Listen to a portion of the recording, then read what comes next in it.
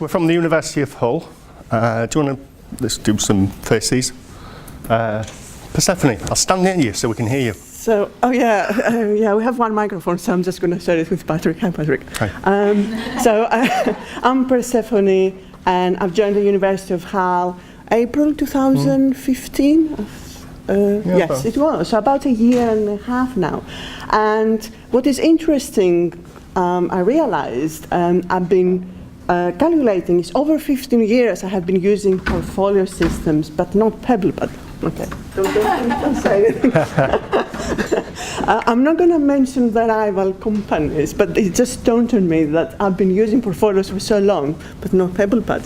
So Patrick started talking to me what the University of Hull was doing, and I was quite interested, of course, in eportfolios overall. Quite keen to get started with PebblePad, so that was quite useful.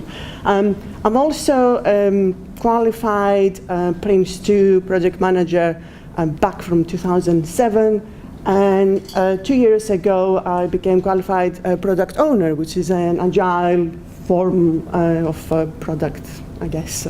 Manager, but I shouldn't say that. So over to Patrick now. Okay, that was lovely. Nice standing next to you like that. Shall we carry on? Patrick Lynch, Persefoni and I are TEL advisors, technology enhanced learning advisors.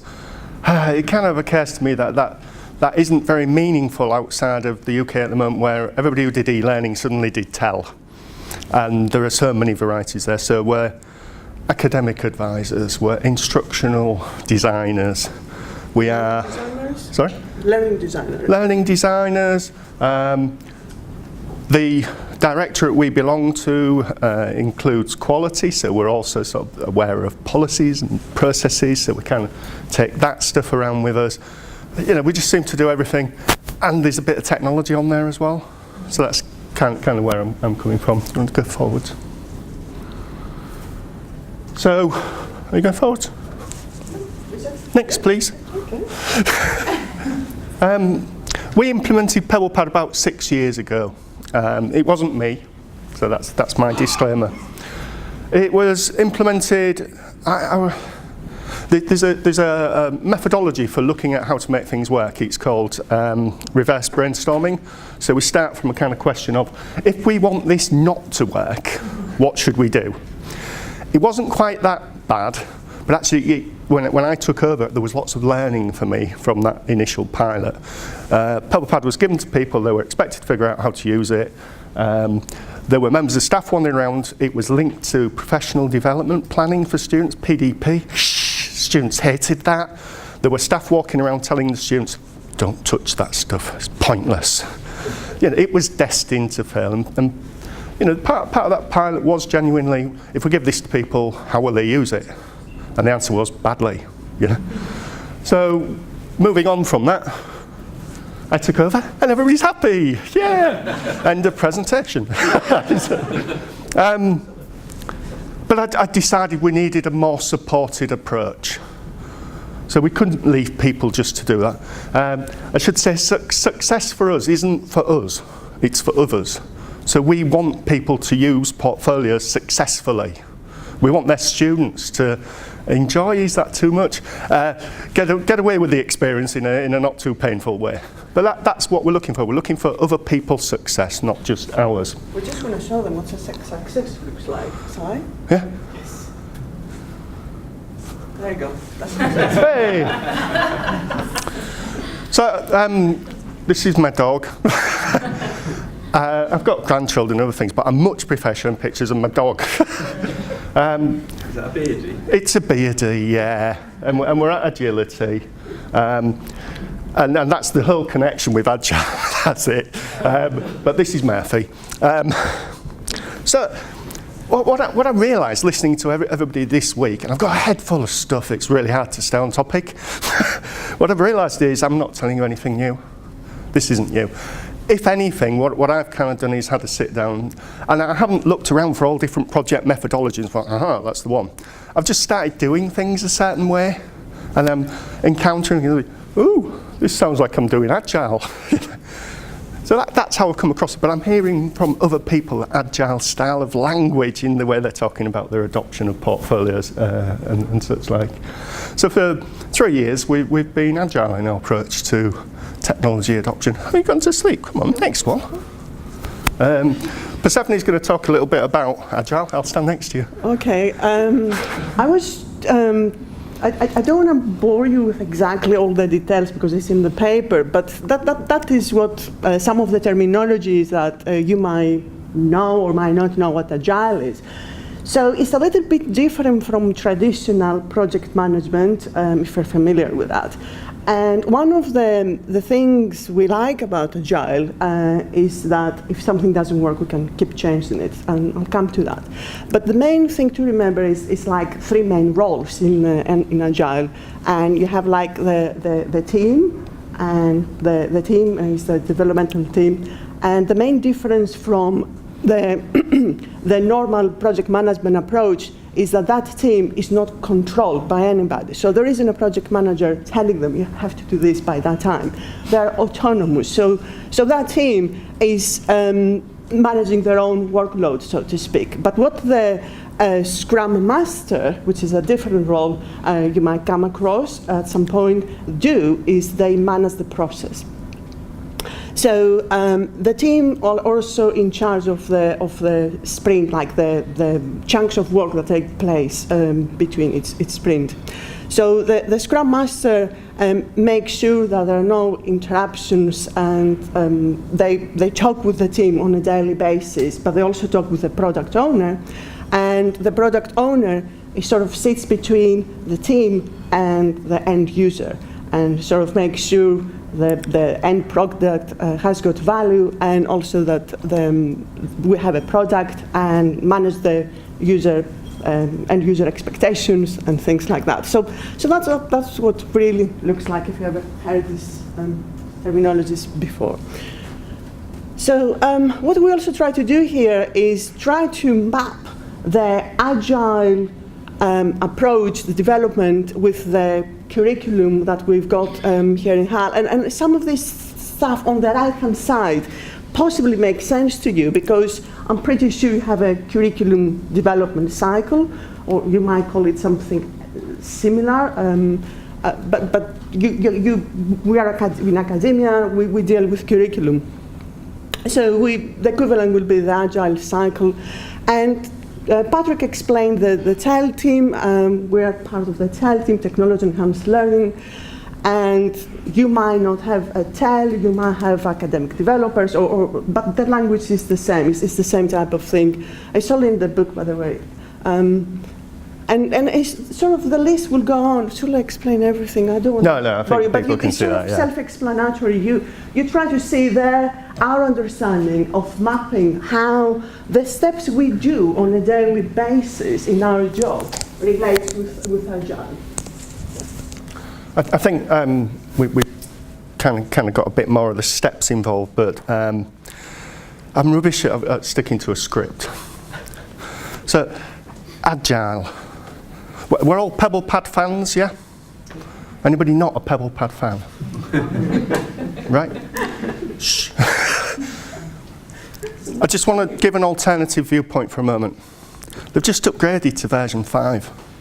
It doesn't bloody work. There's loads of stuff not working. We pay them a fortune, and what we've got is a crock.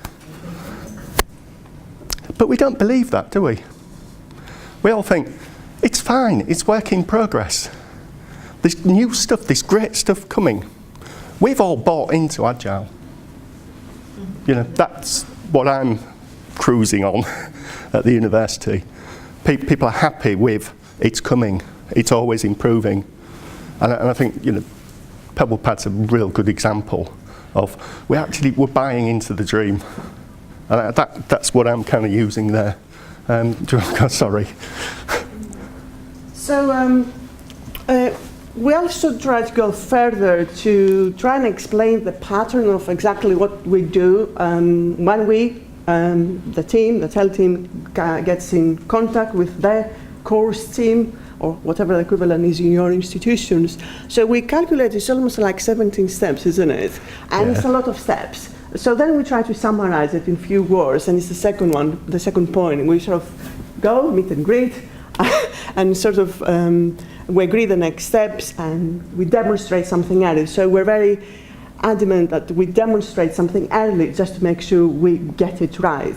And one of the things we do is also we work with stories. So we try to get that story right, because that forms part of the acceptance criteria from Can I go off script again a minute? From point of view. Stories, I think stories really is another thing for me about the Agile methodology. Requirements are collected as stories. As a student, I want to be able to, and I like to add on because, but you know, there's a person, there's a requirement, a need, something they want to do, it's stories. Stories for me resonates really strongly with portfolio thinking. So Brunner talked Life as Narrative. If you haven't read it, have a look. But he goes on, our students, when they go for a job, the certificate is pretty meaningless. The story they tell of that experience, the interview, is what gets the job. So that storytelling aspect of this, and what we're doing right now is telling our story. You know, that's a strong tradition. My problem is, in an oral tradition, the story is always different. We can't stick to a script. Sorry. Right. Sorry. You're excellent, come up. You got it without. Oh, well, in a minute, it's on an animation. So we wanted to talk about this as an example project, and I've got loads of notes there, which I'm just going to ignore. One of the problems with Agile is that we understand the Gantt chart, great, you know, resource allocation, when we need to do things, when things will be delivered. Agile says, we don't know what we're delivering. You don't know what you want. We don't know what you need. You don't know what you can have. So some of that demonstration of things isn't always check we've got it right. Sometimes we won't check if we've got it wrong. We're going to develop that thing over time. So to try and draw a Gantt chart that has steps and a delivery is now an impossible. So the constraints on any project of the requirements, resource and money, they don't work. But what did Shane say this morning? Minimal working. Minimal viable product. Minimal viable product. We can say to people, we'll have a minimal viable product for you by the time you need it. And it's never finished. I've got a slide coming, can't even stick to the order, on the benefits. And it talks about a really good product. And I can't quite reconcile that, because it's a really good product at the moment, but it's never finished, it's never perfect. So we have to throw that away. So how long have I got? 10 minutes. Oh, that's all right. I've got about 2 hours of talking about a project. So I'm going to talk about community nursing as an example of how this has kind of worked. So somebody contacts us. Sometimes that contact might be as a result of us going out there and talking to people. And like everything in the area of tele, it's really quite nice. We're getting an introduction to people. They say, we'd like to talk about technology. Brilliant, we're going to talk about curriculum. But that's the introduction we get. So we go along and, we'll contract. And I've heard people talking about something, expectation setting. What will we do? What will you do? Some of those things Persefoni put up on that chart about the roles. It's your product, not mine. When it goes live, you're the ones who have to look after it. The offer that comes from my side of the contract is, we'll build it. We'll build it in the first instance. We're talking about big stuff here, little stuff. If someone's fine, they can go off and do that. But generally, we're going to offer to build it. You're going to take it over, but we'll build it. But you play by our rules. Here's the contract. So that's that first stage. We'll talk about that. We'll gather documentation. We'll gather any information about how it works. Now, we could just ask them what they want, but we want the handbook. We want any materials. We want existing workbooks, paper portfolios. Whatever they've got, we want it. And one of the reasons for that is we're kind of an impartial assessor of the quality of their course. So the number of times we go through this kind of documentation and we'll go back with queries. We want to build this thing for you, but we don't understand. What don't you understand? Well, here it says they need 2 of these, and here it says 1 of these. Where do we get the answer? Oh, it's on the VLE. So we go to the VLE. Can you help us figure out where to find it? I say, it's there. So, okay. And we'll go there and it says, it's in the handbook. So we just come from the handbook. So we're kind of finding inconsistencies in the information to the students. That's really important if you want them to be able to fill workbook in. You can't have those inconsistencies. So we're resolving all of those. This isn't just building a workbook for somebody. It really is looking at the whole curriculum and trying to figure that out. Another really important aspect, which sometimes they're a little bit shocked about, is program leader wants to talk to us, where's the rest of your team? We need to be seeing them. And when we're talking about your team, who is your team? Well, we've got a few people lecture. Is there anybody in a workplace? Where's the students? Professional bodies, that would be nice as well. Who else is there? We want to see everybody if we can along the way. So for the community nursing, I've met there with the whole of the program team. I've met with, they call the mentors practice teachers. I've met with professional bodies. One of those professional bodies later contacted Matthew and have bought PebblePad. I'm a good presenter. Come on. And the students, meeting with the students. Again, it's that final point where we go live. It's the beginning of the semester. We haven't finished. We're still getting feedback, demanding feedback, taking every opportunity we can to stand up in front of people and say, come on, hit me, tell me more. And we've seen that. We've seen that here. We've seen the Myrnathon, get it off your chestathon. It's the same thing. Give us your stories, tell us more. We want to know. And the people who are saying that here from PebblePad have got the same smile on their face when they're asking. It's really liberating to not be to blame for something not working, but to be to blame for it working. And we build these great things. Priscilla yesterday said about trust, build trust, part of our contracting phase again. That trust is so essential. I don't want to be people's bezies, but I do need trust. They need to trust me that it will be all right. Thank you. How much more we got? Well, I'm okay, aren't I? No, we've got 5. I'm okay. So the community nursing people, we've installed part of their workbook. So back to sort of looking at the way things work, they had these competencies for students, loads of them, not 178 like I heard yesterday for the Irish dental people. Load of competence. They were asking workplace mentors to assess these competencies. And I always say, do people understand what these mean? And everybody looks sheepish. But they weren't just asking them to assess them, they were asking them to grade them. So they're saying to workplace mentors, you have to give an academic grade by 10% points. I'm saying, they might know what it means, but do they know what the difference between 50 and 60 is? How can you expect them to do that? They're not academics. They went back to the professional body and that went out. They were pass or fail. This year, they're not having them at all. At least this is a technology conversation. We want to use PebblePad. It's not. It's what are you doing with your curriculum? How is this going to work? How does it make sense to the students? The PebblePad, off again. One of your straplines at one point was helping students make sense of their learning. This is some more of that storytelling stuff. In here, we've got to help the students build their story. I'll shut up for now. Next, oh no, have we got to do that? Have I got to do that one? Oh, benefits. Oh, woohoo! Quality. I think, so if we measure quality, is everybody satisfied? Yes, absolutely.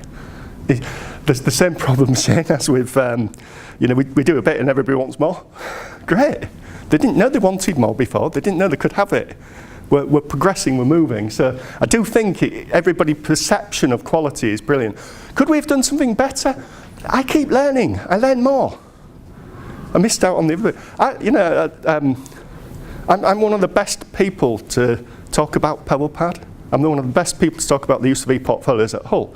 There are lots of people who've been using eportfolios forever, but only in their own area. I can take my learning from one area to another. And that's across, so it's not all health, it's across social sciences, sciences. Every faculty now is using somewhere, there's no rule that says you have to use portfolio, but every faculty is now using that, and we've learned something from each and taken on. I'm still learning. I'm learning loads at this that I want to take back from here and see what we can do with ODP as an example. This is one of the first projects we worked on with Becky. Learned so much, got us started, brilliant. It improves understanding between the people who have to deliver it and the sort of technology side, so we're in it together. Students, I have one example where we've tried to work this way and they didn't stick to the contract. It's rubbish, everybody hates it. They didn't stick to my contract and that's why it's rubbish, I say. Collaboratively working across all the teams, better use of PebblePad options so we can give people a system and say, go, use. We know more of the options, but actually we discover more options when we're talking with people who say, well, do you want this or we want this? We say, yeah, we can do that. And say, yeah, we want this as well. And, oh, can we do that? I'm shutting up. There's the benefits. Which one is it? Go on. You're doing this bit. I'm doing the takeaway. I thought you were doing this bit. Oh yeah, we're future ready as well. There's some things to read there. Next. Well, now I've got only a few minutes to cover. One. I need to talk, I need a microphone. Right. The takeaways, I guess, having worked for distance education, we were dividing production presentation. I quite like that, hence they will be divided in production presentation, which I think it makes sense. One of the main things for me, being new to PebblePad, I found out that having a buddy at the workplace is key. So if you are already been using PebblePad for a number of years, okay, I'll say maybe it might not be as useful for you, but I'll say why not? Why not exchange information between yourselves and experiences? But for me, being new to it, it definitely helps squeezing every little bit of knowledge Patrick has got in order to learn PebblePad and challenge him at the same time, which he says he really likes. And that banter, which is not only banter, is also exchange of very useful information, is quite important and key for the successful implementation of any workbook we are going to work on. The stories, again, are very important. In Agile terms, we talk about epic stories. An epic story could be, I guess, what most of our clients will describe. I've got a vague idea of what I want to do, but I'm not sure how. If you ever hear that, that will mean an epic story in your mind, that of this Agile element. So what you need to do is you need to break it down into smaller stories, and that will be that. And make sure that you know the criteria of what you need to do, your acceptance criteria, like the conditions you need to meet in order to make sure that you have met it. And you've heard examples of that at this conference where somebody else says, I would want, and somebody from the PebblePad team says, what would that look like? Can you break that down? So, of course, then ask the right questions, because one of the things we found out is that although I have been working not with PebblePad for that long, but I sort of ask the right questions when we go to people, and having that experience of working with teams and putting portfolios together, it's the same sort of questions, no matter which system you're using. But it helps if you have the insight of what the tool you're using actually can do even more or different than the other tools. And we're advocate believers that we have to put a prototype, even if it is not fully workable prototype, just to get the academic team's opinion or views on it and see where we stand, because it's always easier for them to give us some feedback and adjust. And we constantly adjust. And one of the things in Agile methodology you could do, and don't be scared not to do, is that if something doesn't work, you can just scrap that and start again. So with traditional project management approaches, you cannot really do that, and you have to stick to it. Otherwise, it won't be seen as a very good way of doing business. But in Agile, if you work in Agile in your institution, you can do that. It's actually it's a good thing to do that because you learn from that and you put that in practice for the next project. And Stop you there. Yeah. yeah, okay. And that is your during presentation. Yeah, that the students is the main thing. I just want to say, involve your students. And what we do is when we demonstrate to the team and the students, we always get the buy-in of the students, and they can let us know of any issues that or something that doesn't work for them, and we fix it. Thank you very much. Thank you. Thank you.